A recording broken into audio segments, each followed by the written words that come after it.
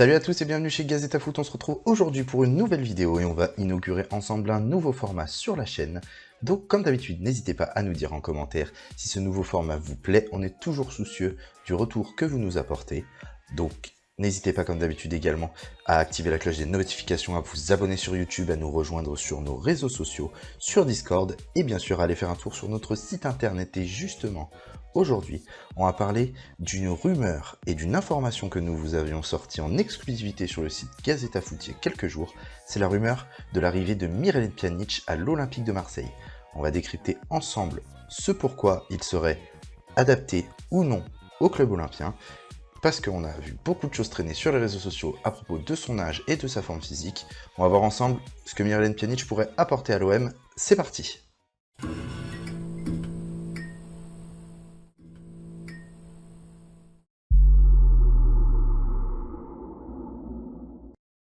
Nul doute que vous connaissez déjà le milieu bosnien de 32 ans, puisqu'il a évolué en France, notamment où il a été formé au FC Metz. Il rejoint en 2008 l'Olympique Lyonnais, avec qui il montre de très belles choses, avant de rejoindre la Roma en 2011, puis la grande Juventus de Turin en 2016.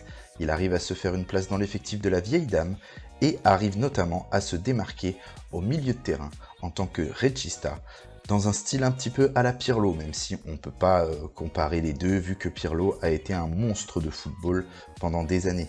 Il rejoint ensuite le FC Barcelone en 2020 pour la somme de 60 millions d'euros, dans un transfert un petit peu micmac, avec l'arrivée de Arthur à la Juve. On va dire que les deux n'ont pas eu le rayonnement souhaité dans leurs deux clubs respectifs. Miralem Pjanic a du mal à se faire sa place, à l'instar d'un Antoine Griezmann ou d'un Coutinho. Je pense qu'il est arrivé au Barça à la mauvaise période. Force est de constater qu'il ne s'est pas imposé puisqu'il a été prêté en 2021 à Beşiktaş, où il réalise une saison dont on va parler par la suite. Et c'est là que se pose la question. Beaucoup de supporters se demandent si Miralem Pjanic est toujours en forme, s'il est toujours le joueur qu'il a été. J'ai vu beaucoup de choses traîner concernant le cas Strootman, donc les gens ont peur que le cas Kevin Strootman se réitère. On va regarder un petit peu ensemble ses stats et ce qu'il a fait la saison dernière, avant de parler un petit peu de son style de jeu et est-ce que ce style de jeu pourrait s'intégrer dans le collectif de Sampaoli. On va donc se pencher sur ses statistiques cette année avec le Beşiktaş Istanbul. Il a joué donc en Super League 20 matchs dont 16 titulaires, 70 minutes de jouer en moyenne et 2 fois dans l'équipe de la semaine. Au niveau des buts, ça n'étonnera personne, 0 but marqué. Ce n'est pas un finisseur, même si on l'a vu tirer de très très bons coups francs dans sa carrière. Il prend quand même 1,1 tir par match, c'est là qu'effectivement on peut se demander si Miralem Pjanic est toujours le joueur qu'il a été, notamment pour sa prise d'élan et de frappe. Il a vraiment une qualité de frappe très intéressante. Bon, pour l'instant, on s'arrête là-dessus pour ce qui est du dernier geste. Au niveau de la passe, il réalise 2 passes décisives, c'est là que c'est vraiment très léger effectivement. Par contre, il a quand même une moyenne de 16,3 ballons touchés par match, ce qui en rend vraiment un joueur dans le haut de tableau au niveau des ballons touchés. On voit qu'il a encore son influence sur le jeu. Il a une moyenne de 5 occasions créées par match et de 2,1 passes clés, qui est vraiment intéressant parce que même s'il ne fait pas de passe décisive, on voit qu'il est quand même à l'instigation des actions et qu'il arrive à se démarquer de ce côté-là. Pour vous démontrer qu'il a encore toute sa justesse, au niveau de la précision de ses passes par match, il est à 86%, dont 92% dans sa propre moitié et 78% dans la moitié adverse. Donc ça veut dire que c'est un joueur qui est quand même encore propre au niveau de la qualité de passe, qui est vraiment une de ses principales caractéristiques. Et justement, il arrive aussi également à faire ses passes longues, parce qu'il en est quand même à environ 4 passes longues par match, ce qui est très intéressant pour changer le jeu. On sait que Sampaoli, au niveau du jeu, même si on en parlera derrière plus en détail, un joueur, la Caleta Car par exemple, qui arrive à faire ce changement de jeu avec des ailiers plutôt rapides qui vont réussir à se mettre dans le bon sens du jeu des réceptions de la balle. Je pense notamment à Under qui a une super qualité au niveau des contrôles et justement pour se remettre en avant vers le but, ça peut être intéressant d'avoir cette qualité de passe. Donc comme je le disais, environ 4 passes longues par match et du coup 67% de réussite, c'est pas énorme, mais c'est quand même très qualitatif je pense, pour un joueur comme Miralem Pjanic. Après, ce qu'il faut dire également, c'est que je pense que c'est un joueur à relancer. Ça, on est tout à fait d'accord, c'est un joueur à relancer. Il a fait de très belles choses dans sa carrière, mais à l'instar de tous les derniers joueurs qui sont passés au FC Barcelone, il y a un manque de confiance criant. On en parlera peut-être en détail sur une autre vidéo. Je pense que le FC Barcelone a usé beaucoup de joueurs ces dernières années. Donc dans tous les cas, c'est un profil qui, ok, a moins d'influence, mais en a toujours sur l'équipe pour laquelle il joue. Et on va regarder aussi également au niveau des blessures, parce que c'est quelque chose qui revient très souvent, notamment sur Twitter, le fait qu'il soit entre guillemets cramé. On va regarder un petit peu si ces blessures sont des blessures graves, ou si c'est des blessures plus anodines, ou peut-être même des blessures, on va dire, mentales, parce qu'on parle beaucoup de mental dans certaines blessures. On va regarder ça de suite. Justement pour ces blessures, on peut noter notamment une chose très intéressante, entre guillemets, c'est que ça a l'air d'être une blessure récurrente, puisque en fin 2021, il se fait un claquage à la cuisse et est absent 2 matchs en Super League turque, et on a un retour de ce claquage à la cuisse le 19 février 2022, ce qui fait qu'il est absent quand même jusqu'à fin mars 2022. Depuis, ce claquage a l'air un petit peu résolu, puisqu'il a quand même enchaîné 4 matchs juste à la suite, mais c'est vrai que sur les 4 derniers matchs de la saison, il est absent, il est sur le banc pour le match contre Kayserispor, contre Fenerbahçe, et il aura une pneumonie donc apparemment sur l'avant-dernier match, et il sera également sur le banc contre Konyaspor. Est-ce que c'est quelque chose qui est en rapport avec sa situation de prêt? Je ne sais pas. Ce qui est sûr, c'est que la saison s'est pas très bien terminée pour lui. On peut aussi se dire que c'est mental et que c'est la fin de saison. Maintenant, c'est vrai que la question se pose, parce que l'Olympique de Marseille serait enclin à lui proposer un prêt, avec une partie de son salaire qui est prise en charge par le FC Barcelone, là où le club catalan souhaiterait définitivement s'en débarrasser, puisqu'effectivement le salaire est le nerf de la guerre du côté du Camp Nou, et qu'il faudra bien sûr liquider les indésirables de l'effectif, ce que Barcelone a commencé à faire, notamment avec Coutinho et Antoine Griezmann.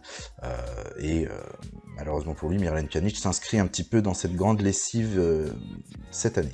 A noter cette saison qu'il a participé à la Champions League avec le Beşiktaş.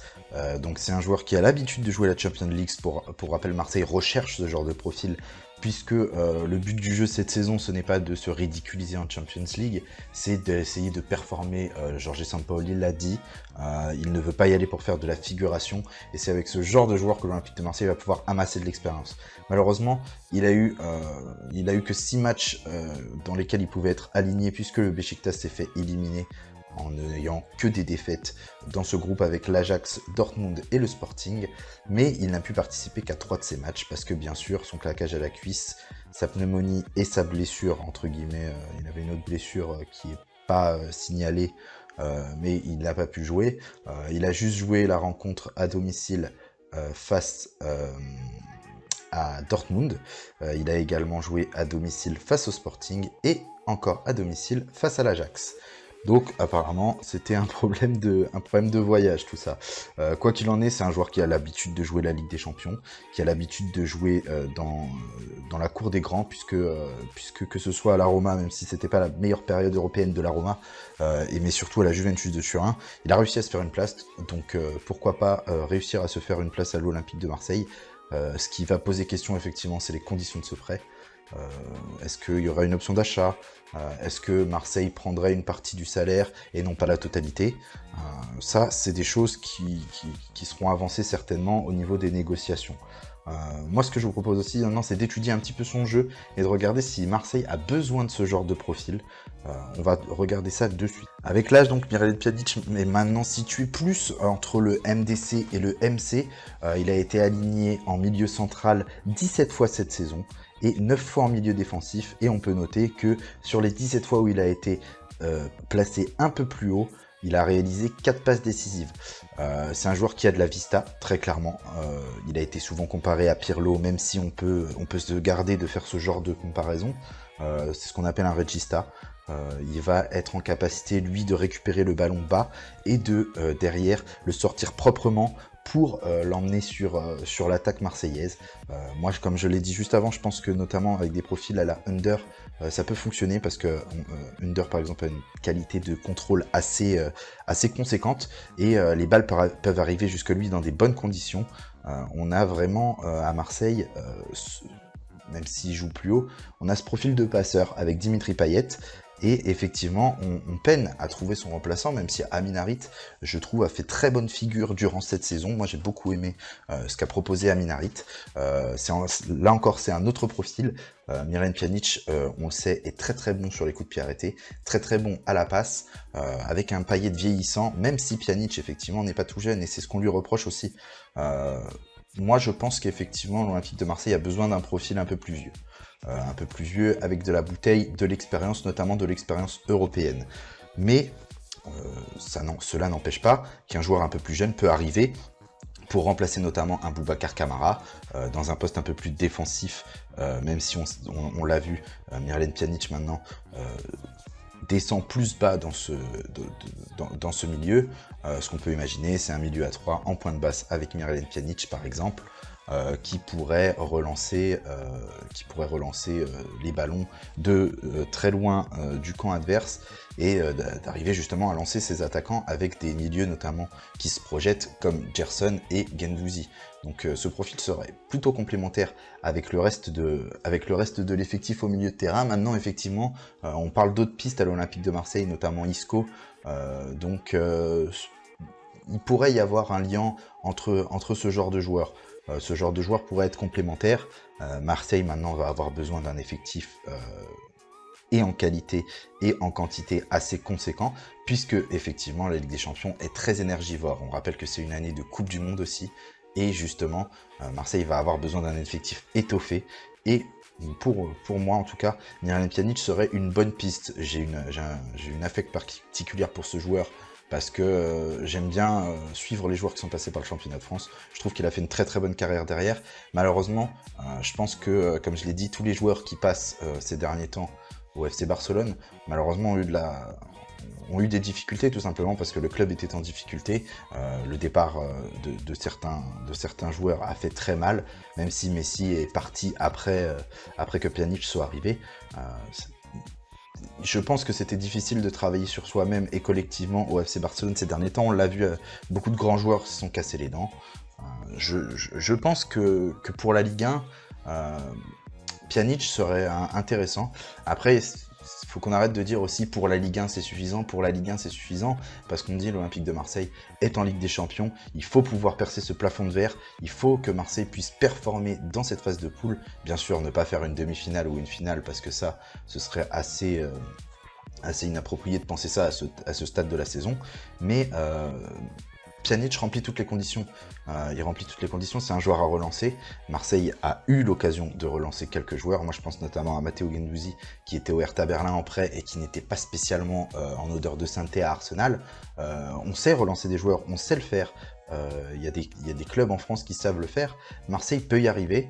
Et je pense que Miralem Pjanic, effectivement, peut être une solution assez intéressante. Mon indice de faisabilité...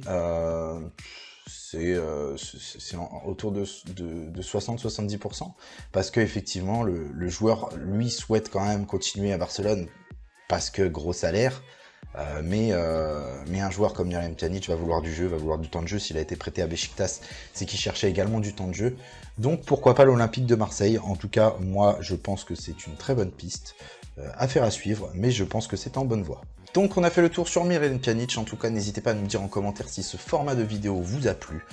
Vous n'hésitez pas aussi, contactez-nous sur les réseaux pour voir peut-être est-ce que vous voulez décrypter d'autres rumeurs, décrypter d'autres petites histoires sur les clubs, sur le foot. Nous on est ouvert à toute proposition. Bien sûr, n'hésitez pas, checker, on vous fait les annonces sur les réseaux sociaux. Nos lives toujours à 18 h, en général 2 fois par semaine. Là, on est assez actif, c'est le mercato, donc n'hésitez pas à nous rejoindre.